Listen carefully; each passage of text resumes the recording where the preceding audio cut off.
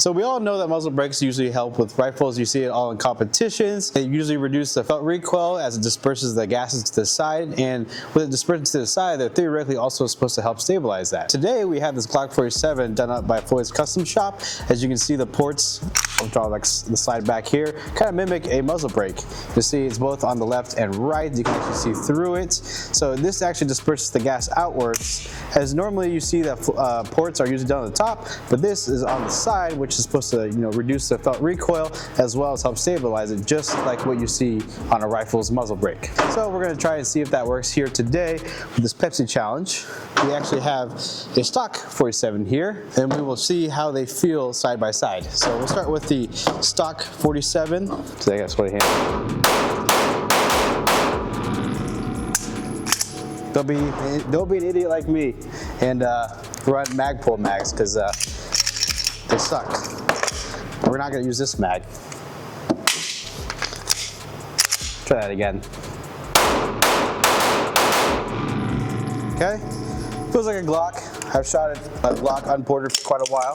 Not too bad, but not that super soft either. Right away, using the front serrations, we'll talk more about this later. Super aggressive on the Floyd's Custom Shop side.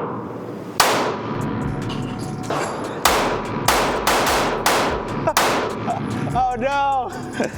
All right, so this one actually has a Glock before trigger, and I just got spoiled right there. This was noticeably softer shooting than this. In terms of return zero, I think it helped significantly, like I noticed it, but I wouldn't say it shoots like mega super soft, but definitely it's like noticeable. So if I were to do percentage numbers, let's do this percentage wise. I'd probably like say like a 20-ish, 20-25% recoil reduction. My first shots comparing the Floyd's Custom Shop. Here's the stock Glock 47.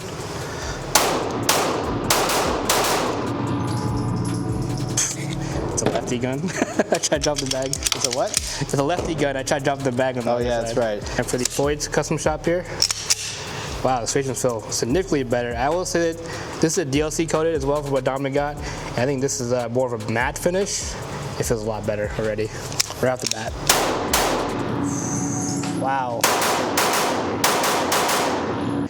That is significantly better. I would probably agree with Dominic though. It's probably about a 20% recoil reduction, I'd say. Like, it's definitely noticeable, but I don't think it's on the like. I'm not like super amazed by it by any means. Obviously, we've done a lot of videos comparing a lot of different ports and comps, that kind of thing. This is definitely more on the tamer side of ports. Not too aggressive by any means. I'm more willing to bet too you don't lose a lot of velocity when it comes to this port job. I was gonna have a Chrome to check that. I'm sure there's videos out there showing that. This one still retains that nice quick return zero, nice snap to it, but if you're looking for a felt recoil reduction, this probably doesn't do as much as like other options out there.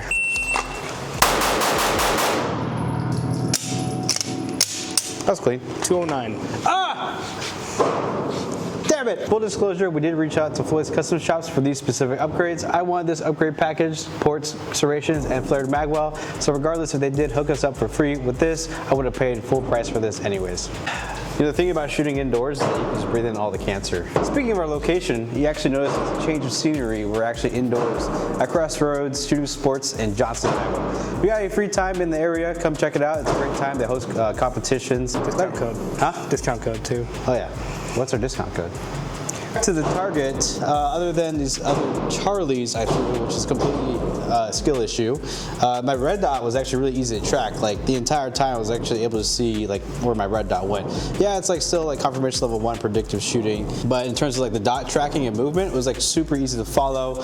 The ports are definitely working. I still feel like it's at 20-25% value. Return to zero I feel like isn't too far off stock, but in terms of like felt recoil reduction and dot tracking, it's definitely significantly smoother. One Charlie again. Second shot again went high. Noticing here is that with this port, obviously with not being top ports like how we're used to, or even comps, it's not necessarily pushing the gun down. I'll show you here. Obviously when you're shooting, the gun goes upwards like this. So with these ports, it's not obviously pushing the gun down, it's not pushing the muzzle down at all, it's just pushing ports to the side. So what I'm noticing is with my dot tracking, it is really straight going up and down. Like there's not really much movement left and right. I know on occasion, I tend to loosen my grip up just a little bit. I did on that one on purpose that time. That's why my second shot went really high. And I noticed the dot, instead of going like in like a circle like so, like left or right, it actually goes straight up and down and almost like wiggle like this as it was coming up and down. Like the gun was forced to stay centered. So that was a pretty interesting port setup there. I've never done something like that before.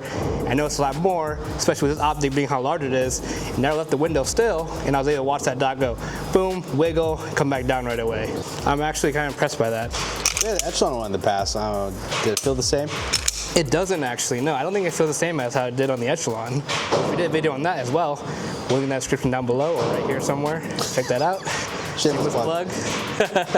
But yeah, something I definitely noticed difference from this one, from the Echelon. This one definitely has a little bit better tracking of the dot. So if you're looking for a port job or felt recoil, maybe this one isn't so much there, but for dot tracking, I'm pretty amazed by it. So I kind of want to do a quick overview of the entire firearm. Obviously there's more done to this than just the port by Floyd's Custom Shop. As you can see here, they have their Poseidon slide serrations with the extra window cut here. I like it. I know Brandon prefers having no window, but I actually do think it looks pretty cool because remember, looking cool is half the battle. But anyways, the serrations up here, you can see they are definitely a lot more aggressive and deeper cuts than the stock Glock 47 serrations, and they are very, very usable. Like I don't have to put too much effort. The slide bites into my fingers quite well. And for those who do use rear serrations, unfortunately, I mean the optic's in the way, so you're probably going to grab that. And due to the Glock's design, they're going to be losing too much material right here on the slide, and you can't really mount the optic properly. So they do have to leave the rear unbothered. You did see it earlier. They have like this like 3D layering, like almost like tri-cut thing with a F right there from Floyd's Custom Shop. I think it looks pretty cool. I like the extra texturing they do to the slide. It gives it just a little bit more unique flavor. Moving down, we have their +5 extensions with their metal base pads. This allows you to have a 22 total capacity for these standard 17s, and they also add a little bit of extra weight at the bottom. They are definitely noticeably heavier than the 20 round Glock mags. Also, you can see here there's like cuts here. You can actually grab it. So when you do reload it, I'll show you right here, it's a lot easier to index it. So just having this nice reference point, it's a lot easier to index, grab it, and then reload your firearm. And then what also makes reloading a lot easier, the flared magwell. So this is their EDC flared magwell. Also from Floyd's Custom Shop, if I need to remind you there. It's a pretty nice addition. It's not too aggressive like a competition one. Adds a little bit of weight to the bottom. As you can tell, I kind of suck at reloading, so I do often hit it. It's scraped up a bit, but it does work. And when it comes to making reloads, it is definitely making my life a lot easier than not having one. And then it can be easily removed. You see just one set screw there. You just easily unscrew that and you can take it off. If you are going to run like carry optics, you can just easily take it off. It's not like a permanent addition. It's easy to slide on and off, so if you do want to run a flared magwell, you can. So obviously we know that ports are going to cause a lot more muzzle flash, so we'll go ahead and do that test and see what that looks like.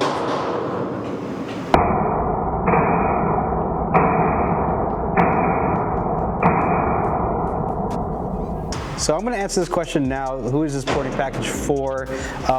If you are someone who kind of wants a better dot tracking, and that's like your sole focus, I think this porting package does a really good job. After doing like high round count drills with this, something very unique to this porting is that the tracking was super easy to follow on the dot.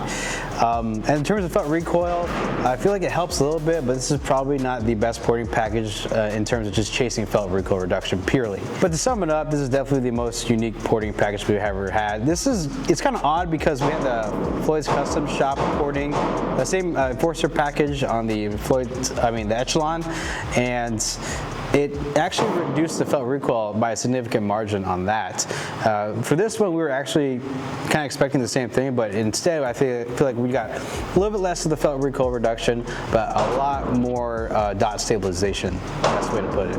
It's still doing all the things that a port should do, but in terms of just absolute stabilization, this porting package has done the most of any porting package that we've actually had so far on this channel. To answer our question we had at the beginning of the video, yes, these muzzle brake style ports do absolutely work.